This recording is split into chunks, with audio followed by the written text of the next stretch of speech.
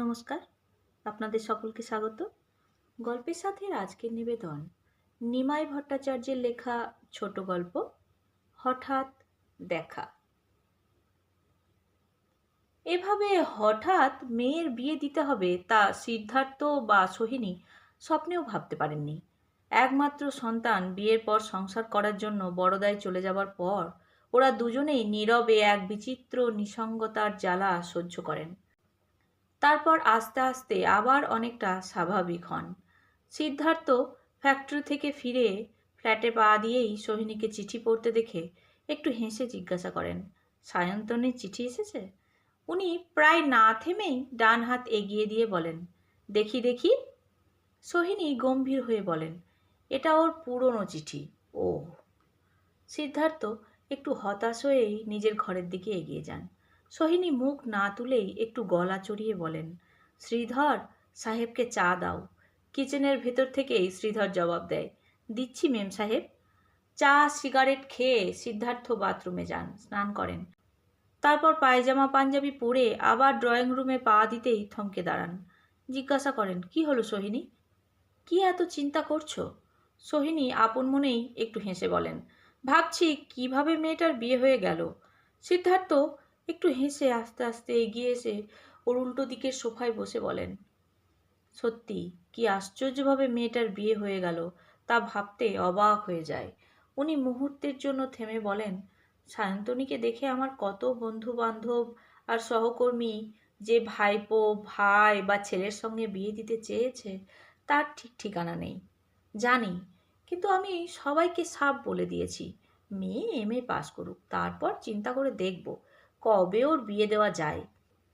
Sridhar trolley ট্রেতে হুইস্কির বোতল, আইস box, ঠান্ডা জলের বোতল, গেলাস আর এক প্লেট চিজ পকোড়া এনে সেন্ট্রাল টেবিলে সব সাজিয়ে রেখে চলে যায়। সিদ্ধার্থ গেলাসে হুইস্কি ঢেলে জল মিশিয়ে নেবার পর ঠিক দুটো আইস কিউব ফেলে এক চুমুক দিয়েই হাসতে হাসতে বলেন, প্রফেসর চিত্রা চৌধুরী এসে সব হিসেব নিকেশ উল্টে পাল্টে দিলেন। সোহিনীও একটু হেসে বলেন, সব ব্যাপারটা ভাবলে আমার এখনো যেন মনে হয় স্বপ্ন দেখছি।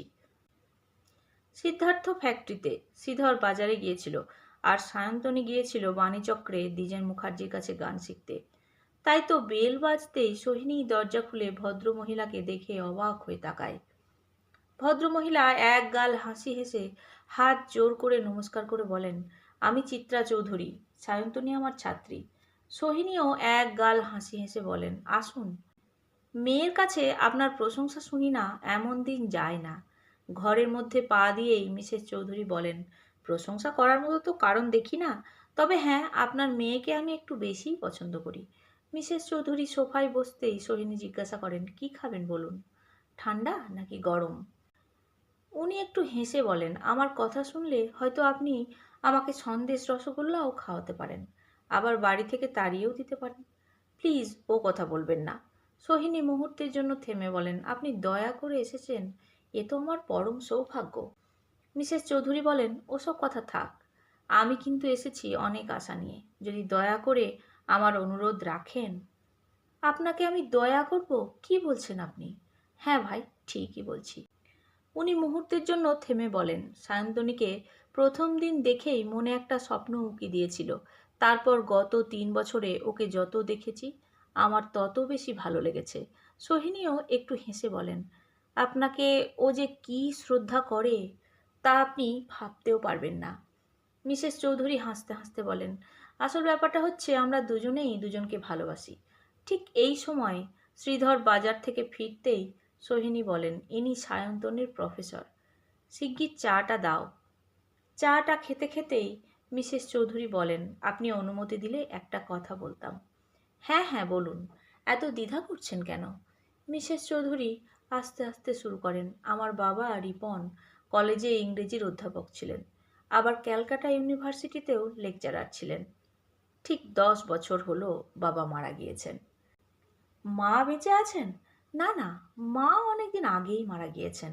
উনি চায়ের কাপে শেষ চুমুক দিয়ে বলেন, আমরা 3 ভাই বোন, সবচাইতে বড় হচ্ছেন দাদা, তারপর আমি আর আমার ছোট ভাই। সোহিনী কোনো প্রশ্ন না করে ওর কথা শুনে যান। দাদা ব্যাঙ্গালোরে থাকেন, উনি কি করেন? ইন্ডিয়ান ইনস্টিটিউট অফ সায়েন্সের সিনিয়র সায়েন্টিফিক অফিসার, আর বৌদি একটা কলেজে পল সায়েন্সের লেকচারার। ওদের ছেলেমেয়েরা কত বড়?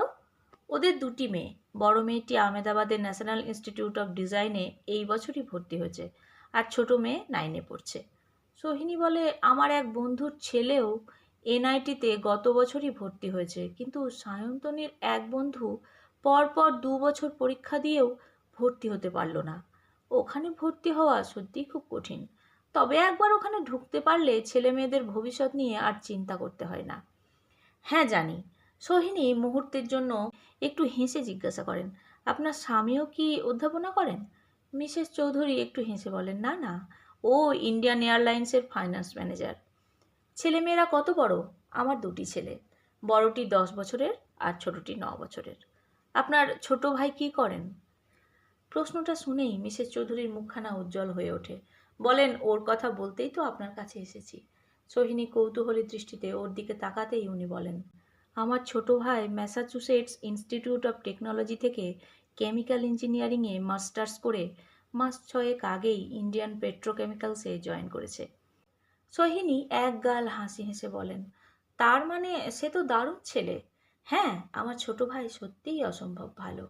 উনি মুহূর্তের জন্য থেমে বলেন, মাস্টার্সে অসম্ভব ভালো রেজাল্ট করেছিল বলে এমআইটি ওকে রেখে দেবার জন্য খুব ভালো অফার দিয়েছিল, কিন্তু ছোট মামা ওকে দেশে পাঠিয়ে দিলেন। আপনার ছোট মামাও কি আমেরিকায় থাকেন? উনি হার্ভার্ড স্কুল অফ ম্যানেজমেন্টে আছেন বহুদিন ধরেই। ওর জন্যই তো আমার ছোট ভাই এত বছর ধরে আমেরিকায় পড়াশোনা করতে পারলো। মিসেস চৌধুরী প্রায় এক নিঃশ্বাসেই বলেন, আমার এই ছোট মামা তো আমাকেও ওখানে নিয়ে যাবার সব ব্যবস্থা করেছিলেন, কিন্তু ঠিক সেই সময় আমার ছেলে হলো বলে আমি আর গেলাম না। ও। মিসেস চৌধুরী ব্যাগ থেকে একটা ফটো বের করে ওর হাতে দিয়ে বললেন, এই দেখুন আমার ছোট ভাইয়ের ছবি। ছবির ওপর চোখ রেখেই সোহিনী বললেন, বাবা, দারুণ হ্যান্ডসাম তো। আমার দাদাকেও দেখতে খুব সুন্দর। 3 ভাই বোনের মধ্যে আমি শুধু ওদের মতো সুন্দর না। সোহিনী চোখ দুটো বড় বড় করে একটু চাপা হাসি হেসে বলেন, গড়িয়াহাটের মোড়ে সারাদিন দাঁড়িয়ে থাকলেও তো আপনার মতো একটা সুন্দরী চোখে পড়বে না, আর আপনি বলছেন। ওর কথার মাঝখানেই মিসেস চৌধুরী হাসতে হাসতে বলেন, আমার স্বামী তো যখন তখন ছেলেদের বলেন, হ্যাঁ রে, তোদের কালো বুড়ি মাকে ডেকে দে তো। শুনেছি সুন্দরী চিরযৌবনা স্ত্রীর গর্বে গর্বিত স্বামীরা এইভাবেই কথা বলেন। ব্যাস, সঙ্গে সঙ্গেই ওরা দুজনেই হো হো করে হেসে ওঠেন। ঠিক সেই মুহূর্তেই সায়ন্তনী ড্রয়িং রুমে ঢুকেই ওর পরম প্রিয় অধ্যাপিকাকে দেখে বিস্ময় মুগ্ধ খুশিতে এক গাল হেসে বলেন, আপনি? মিসেস চৌধুরী হাসতে হাসতে বলেন, কি করব বলো, তোমাকে দেখতে খুব ইচ্ছে করলো বলেই চলে এলাম। সায়ন্তনী সলজ্জ হাসি হেসে দৃষ্টি গুটিয়ে নিয়ে মার দিকে তাকিয়ে বলে, তোমাদের হাসি শুনে ভেবেছিলাম নিশ্চয়ই রত্না মাসি এসেছে। সায়ন্তনীর হাত ধরে কাছে টেনে নিয়ে পাশে বসিয়ে মিসেস চৌধুরী বলেন, তোমাদের মতো ছাত্রীদের জন্য কলেজে হাসাহাসি করতে পারি না বলে কি তোমাদের বাড়িতে এসেও হাসতে পারবো না? মিসেস চৌধুরী দৃষ্টি ঘুরিয়ে সোহিনীর দিকে তাকিয়ে বলেন, আমার ছোট ভাইয়ের জন্য এই মেয়েটাকে আমার চাই। সোহিনী অবাক হয়ে বলেন, কি বলছেন আপনি? অত হাইলি কোয়ালিফাইড ভাইয়ের জন্য? কিন্তু আমি যে 3 বছর ধরে স্বপ্ন দেখছি এই মেয়েটাকে আমাদের চাই। সিদ্ধার্থ হুইস্কির গ্লাসে চুমুক দিয়ে বলেন, যাই বলো সোহিনী, রামানুজের মতো জামাই পাওয়া সত্যিই ভাগ্যের ব্যাপার। সেই বিষয়ে কোনো সন্দেহ নেই। মেয়ের চিঠিগুলো পড়েই তো বুঝতে পারি ছেলেটা কত ভালো। যে ছেলেটা এত বছর আমেরিকায় কাটিয়েছে সে যে ড্রিঙ্ক করে না তা আমি স্বপ্নেও ভাবতে পারি না। চিত্রা তো বলছিল রামানুজও ঠিক ওর ছোট মামার মতো চরিত্রবান আদর্শবান হয়েছে। সিদ্ধার্থ হুইস্কির গেলাসে আবার চুমুক দিয়ে একটা সিগারেট ধরিয়ে বলেন, ওরা 3 ভাই বোনই তো ছোট মামাকে দেবতার মতো ভক্তি করে। ভদ্রলোক নিঃসন্দেহে ভালো, তা না হলে ওরা এভাবে ভক্তি করে? হ্যাঁ, তা তো বটেই। 2-4 মিনিট দুজনেই চুপচাপ থাকেন। একটু পরে সোহিনী বলেন, আমাদের মেয়ে তো জাস্ট অর্ডিনারি গ্র্যাজুয়েট আর মোটামুটি একটু গান জানে। ওর সঙ্গে যে এত গুণী ছেলের বিয়ে হবে তা আমি ভাবতেই পারিনি। কিন্তু সায়ন্তনীকে দেখতে তো ভারী সুন্দর। মেয়ের রূপ থাকলেই যে কপালে ভালো বর জুটবে তার তো কোনো মানে নেই। সিদ্ধার্থ আবার একটু হুইস্কি খেয়েই সোহিনীর দিকে তাকিয়ে হাসতে হাসতে বলেন, আনন্দদার সঙ্গে শুভশ্রীদির বিয়ের দিন তোমার রূপ দেখেই তো দিদি জামাইবুর মাথা ঘুরে গিয়েছিল, তাই না? সোহিনী গম্ভীর হয়ে বলেন, আমার বিয়ের কথা বলো না। কেন? তখন আমার বিয়ে করার বিন্দুমাত্র ইচ্ছে ছিল না। উনি একটা চাপা দীর্ঘশ্বাস ফেলে বলেন, তোমার বাবা মা আর দিদি জামাইবাবুর পাল্লায় পড়ে আমার বাবা মা এমনই গলে গেলেন যে আমাকে প্রায় জোর করেই বিয়ে দেওয়া হলো। সিদ্ধার্থ সিগারেটে শেষ টান দিয়ে গম্ভীর হয়ে বলেন, আচ্ছা, তুমি কি সত্যি আগে থেকে কিছু জানতে না? না, কিছুই জানতাম না। তোমার বাবা মা আগে থেকে তোমাকে কিছু বলেননি কেন? বাবা মা খুব ভালো করেই জানতেন আমি রিসার্চ শেষ না করে কিছুতেই বিয়ে করব না। সোহিনী একটু থেমেই আবার বলেন, বাবা মা আমার মতামত খুব ভালো করেই জানতেন বলেই আমাকে কিছু না জানিয়েই ছোট মামার চন্দননগরের বাড়িতে বিয়ের ব্যবস্থা করেছিলেন।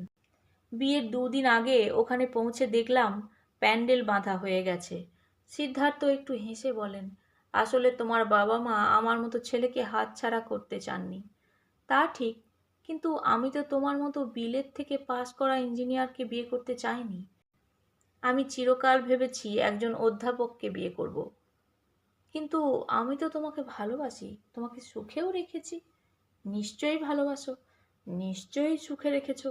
কিন্তু প্রত্যেক মেয়ের মতো আমিও স্বামী সম্পর্কে যে স্বপ্ন দেখেছি তা তো সম্ভব হলো না।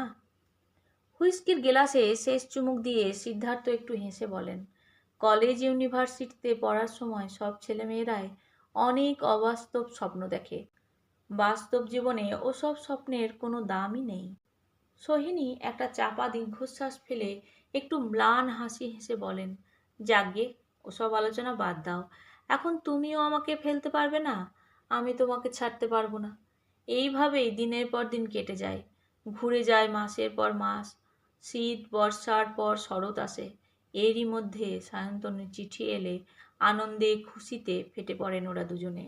সিদ্ধার্থ ড্রয়িং রুমে পা দিয়েই জিজ্ঞাসা করেন, letter from my beloved daughter? Sohini মুহূর্তের জন্য ওর দিকে তাকিয়ে হাসতে হাসতে বলেন, yes, letter from my beloved daughter. Siddhartha সামনের সোফায় বসে জুতো মোজা খুলতে খুলতে চাপা হাসি হেসে বলেন, তোমার প্রিয় মেয়ের চিঠি পড়ে শোনাবে নাকি? হ্যাঁ, শোনো। সোহিনী সঙ্গে সঙ্গেই শুরু করেন, শ্রদ্ধেয়া মা, তোমরা যখন হঠাৎ আমার বিয়ে দিলে তখন মনে মনে একটু ভয়ই পেয়েছিলাম। সত্যি কথা বলতে কি, বিয়ে করার মতো আমার মানসিক প্রস্তুতি ছিল না। তাছাড়া তখন আমার বয়সই বা কত। তাই তো অনেক শঙ্কা শঙ্কা নিয়েই বিবাহিত জীবন শুরু করেছিলাম। নিজের মনেই নিজেকে বারবার প্রশ্ন করেছি, পারবো কি স্বামীকে সুখী করতে? স্বামী কি আমাকে সুখে শান্তিতে রাখবে? আমার দ্বারা কি সাংসারিক সামাজিক দায় দায়িত্ব পালন করা সম্ভব হবে?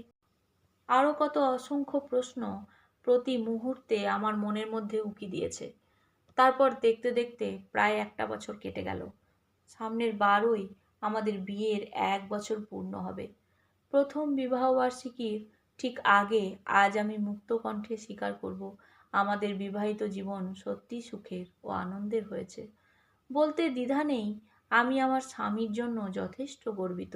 আমাকে নিয়েও তার খুশির সীমা নেই। শুধু তাই না, দাদা বোম্বে এলেই আমাদের সঙ্গে 2 দিন কাটাবার পরই উনি মেয়েকে দেখতে আমেদাবাদ যান।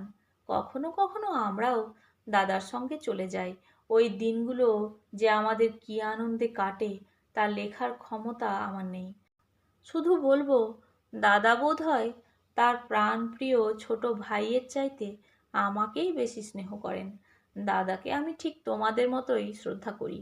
এই 11 মাসের মধ্যে দিদি আসতে না পারলেও এরই মধ্যে আমাকে 2টো সুন্দর ব্যাঙ্গালোর সিল্কের শাড়ি পাঠিয়েছেন। প্রায় প্রতি সপ্তাহেই দিদি আমাকে চিঠি লেখেন, যদি তোমাদের জামাই ছুটি পায় তাহলে ডিসেম্বরের শেষে আমরা ব্যাঙ্গালোর যাব। দিদি জামাইবাবুর 2 লাইনের চিঠি পেলাম। কি লিখেছেন জানো? লিখেছেন, my dear darling Sayantani, Chitra কলেজে মাস্টারি করে যা আয় করছে তার 12 আনায় ব্যয় করছে তোমাকে টেলিফোন করার জন্য। আজকাল আমাকে 1 প্যাকেট সিগারেটও প্রেজেন্ট করে না। This is for your information, your beloved জামাইবাবু। এই কলাইন শুনেই সিদ্ধার্থ হো হো করে হেসে ওঠে। সোহিনী বলেন, এবার চিঠির আসল অংশটা পড়ছি। হ্যাঁ হ্যাঁ পড়ো। উনি এবার চিঠির শেষ অংশ পড়তে শুরু করেন। আমাদের দুজনের শুধু ইচ্ছা নয়, আমাদের দুজনের দাবি। আগামী 12ই আমাদের প্রথম বিবাহবার্ষিকীর দিন। তোমাদের দুজনকে এখানে আসতেই হবে। তোমাদের কোনো ওজোর আপত্তি আমরা শুনব না। আর হ্যাঁ, ছোট মামা আমাদের বিয়ের সময় আসতে পারেননি বলে আগামী 9 বা 10 তারিখে এখানে আসছেন। হঠাৎ সিদ্ধার্থকে মাথায় হাত দিয়ে বসে থাকতে দেখেই সোহিনী জিজ্ঞাসা করেন, কি হলো? মাথায় হাত দিয়ে বসলি কেন? মাথা ধরেছে? সিদ্ধার্থ আস্তে আস্তে মাথা নাড়তে নাড়তে একটা চাপা দীর্ঘশ্বাস ফেলে বলেন, আমি তো যেতে পারবো না। কেন? তোমার তো অনেক ছুটি পাওনা আছে। উনি অত্যন্ত হতাশার সঙ্গে বলেন, দুবাইতে আমরা যে মেশিনটা পাঠিয়েছি তার ট্রায়াল শুরু হবে 10 তারিখ। ওই ট্রায়ালের জন্যই এখান থেকে যে 3জন ইঞ্জিনিয়ারকে যেতে হবে তার মধ্যে আমি একজন। ইস, কি কাণ্ড! সোহিনী মুহূর্তের জন্য থেমে জিজ্ঞাসা করেন, এ খবর তুমি কবে জানতে পারলে? দুবাই থেকে কালই ট্রায়ালের দিন জানিয়েছে। চিফ ইঞ্জিনিয়ার আজই আমাদের 3জনকে অফিসিয়ালি জানালেন। তোমাদের কবে রওনা হতে হবে? 8 তারিখের মধ্যে আমাদের ওখানে পৌঁছাতে হবে। ফিরবে কবে? ট্রায়াল সাকসেসফুল হলেই 7-10 দিন পরই ফিরতে পারবো মনে হয়। যদি কোনো প্রবলেম দেখা দেয় তাহলে আরও বেশি থাকতে হবে। সিদ্ধার্থ একটু ম্লান হাসি হেসে বলেন, 12 তারিখে ওদের কাছে থাকতে পারবো না ভেবে সত্যিই খুব খারাপ লাগছে। তবে ফেরার পথে নিশ্চয়ই ওখানে যাব। তাহলে আমি তোমার সঙ্গেই ফিরবো? হ্যাঁ হ্যাঁ, তুমি ওখানেই থেকো, তারপর আমরা একসঙ্গে ফিরবো। সেদিন রাত্রে খেতে বসে সিদ্ধার্থ বললেন, সোহিনী তুমি প্লেনেই যেও। না না, প্লেনে যাব না, ট্রেনেই যাব। একলা একলা এত লং জার্নি করা খুব বোরিং হবে। না না, বোরিং হবে না, সঙ্গে 2-4টে বই থাকলে সময় বেশ কেটে যাবে। সোহিনী একটু থেমেই জিজ্ঞাসা করেন, এখান থেকে তোমরা কবে রওনা হবে? বোধহয় 6 তারিখ। তাহলে ওই দিনই আমিও রওনা হব। সেদিন রওনা হলে আমি তো তোমাকে ট্রেনেও চড়িয়ে দিতে পারবো না। তুমি তার 2-1 দিন আগেই রওনা হবে। ঠিক আছে, তোমার যা ভালো মনে হয় তাই করো। পরের দিন অফিস থেকে ফিরেই সিদ্ধার্থ বললেন, সোহিনী তোমার টিকিট হয়ে গেছে। কোন ট্রেনের টিকিট কাটলে? তুমি 5ই এখান থেকে গীতাঞ্জলিতে যাবে। পরের দিন রাত্রে বোম্বে পৌঁছে আমাদের গেস্ট হাউসে থাকবে। তারপর পরদিন ভোরে গুজরাট এক্সপ্রেসে রওনা হয়ে 12:30টায় বরোদা পৌঁছে যাবে। উনি মুহূর্তের জন্য থেমে বলেন, যোশী তোমাকে রিসিভ করে গেস্ট হাউসে পৌঁছে দেবেন। উনি আবার পরদিন ভোরে তোমাকে গুজরাট এক্সপ্রেসে চড়িয়ে দেবেন। সোহিনী বললেন, ঠিক আছে, কিন্তু মেয়ে জামাইকে তো খবর দিতে হবে। সেটা তো কোনো সমস্যা না, তুমি যদি চাও আজ রাত্রেই ওদের টেলিফোন করতে পারো। নয়তো কাল আমি অফিস থেকে। না না, আজই ওদের টেলিফোন করব, ওরা তো আমাদের খবর জানার জন্য হাঁ করে বসে আছে। হ্যাঁ। সে রাত্রেই খাওয়া দাওয়ার পর সোহিনী মেয়েকে ফোন করেন।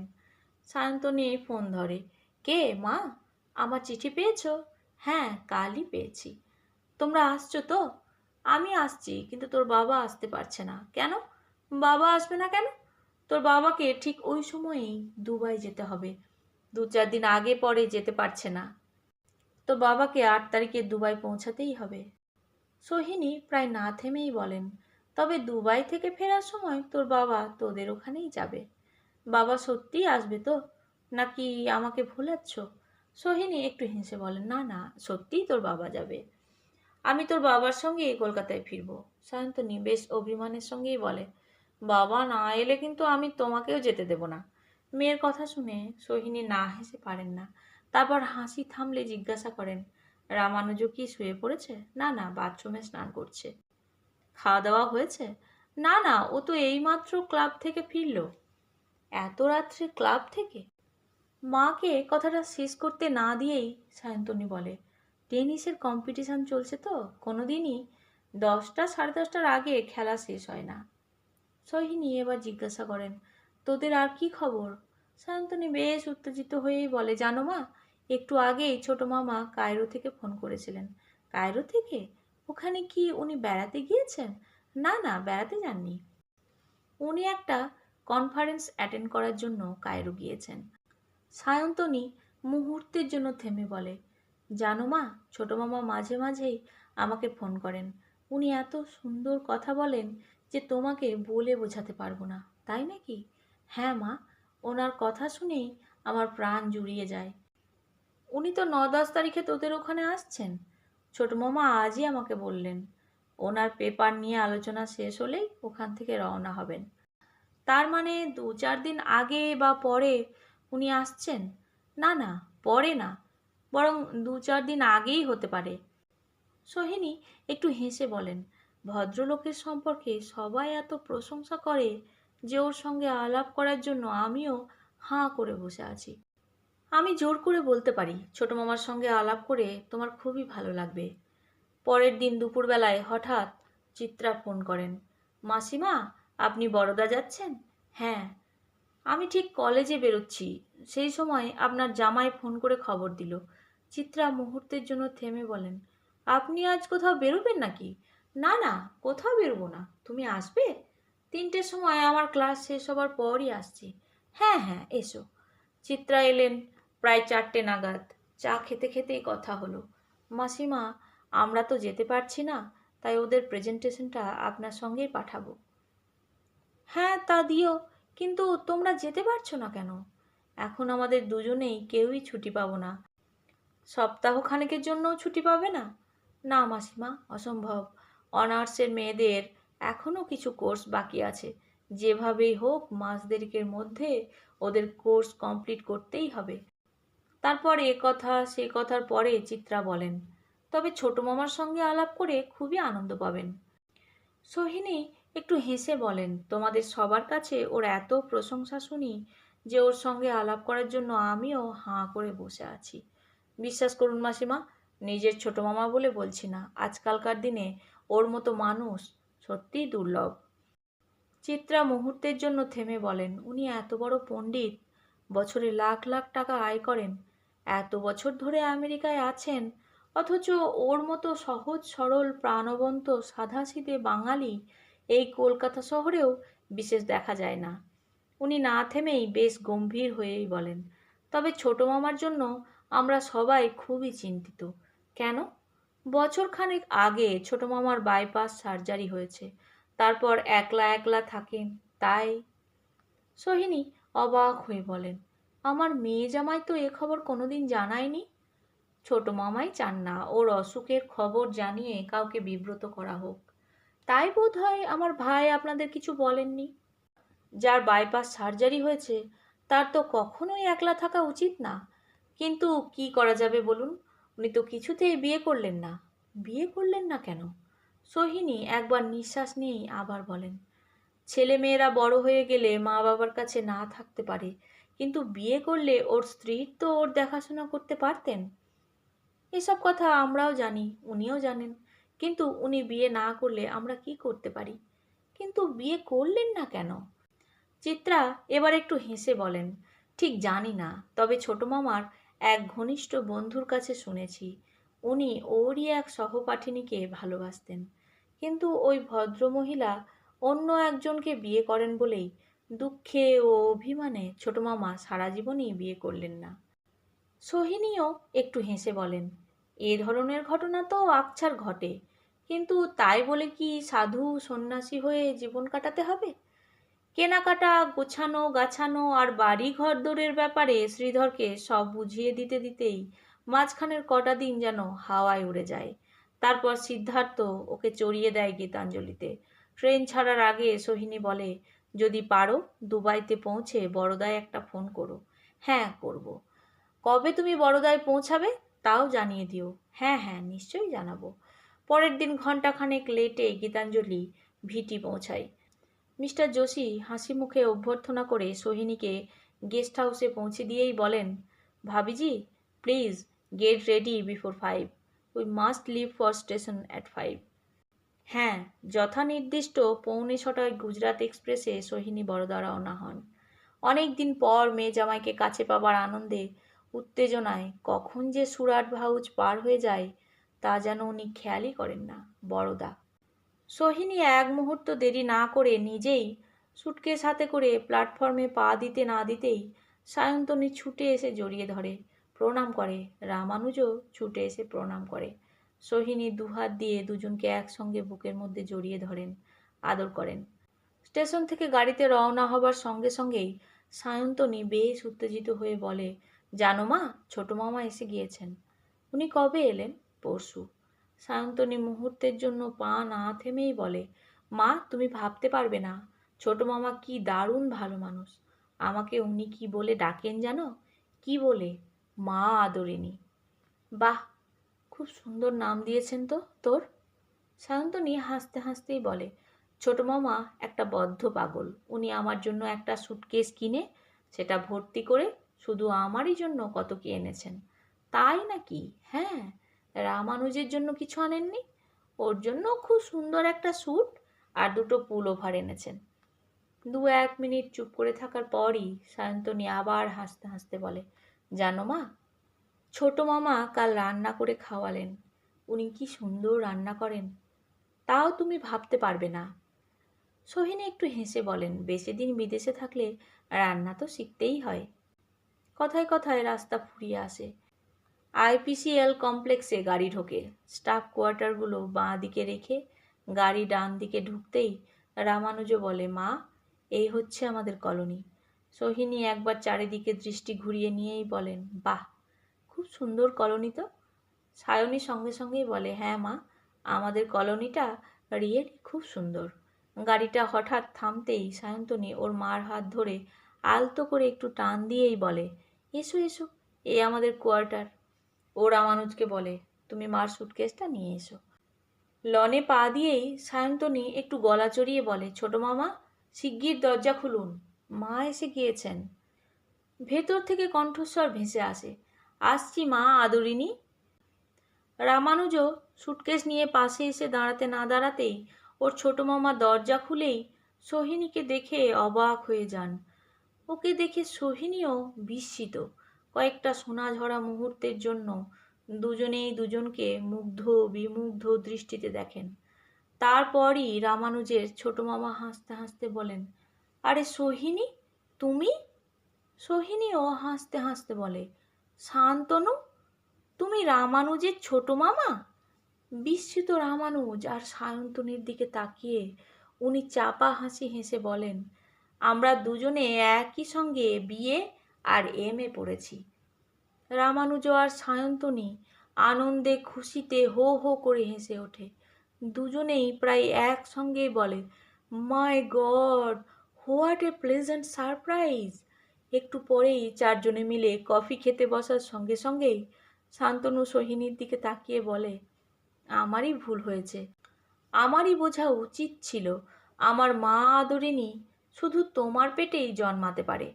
রামানুজও কফির কাপে চুমুক দিয়েই চাপা হাসি হেসে বলে, ছোট মামা, you really think so? Of course. Shantanu মুহূর্তের জন্য থেমে বলেন, তোর শাশুড়ি কি অসাধারণ ভালো মেয়ে, তা আমি জানি বলেই। ওর কথার মাঝখানেই সোহিনী বলেন, হঠাৎ এই বুড়িকে নিয়ে পড়লে কেন? আমি যে কত ভালো বা মন্দ তা কি আমার মেয়ে জামাই জানে না? শান্তনু ওর কথার কোনো জবাব না দিয়ে সায়ন্তনীর দিকে তাকিয়ে বলেন, মা আদরিনী, একটা গোপন খবর ফাঁস করে দেব?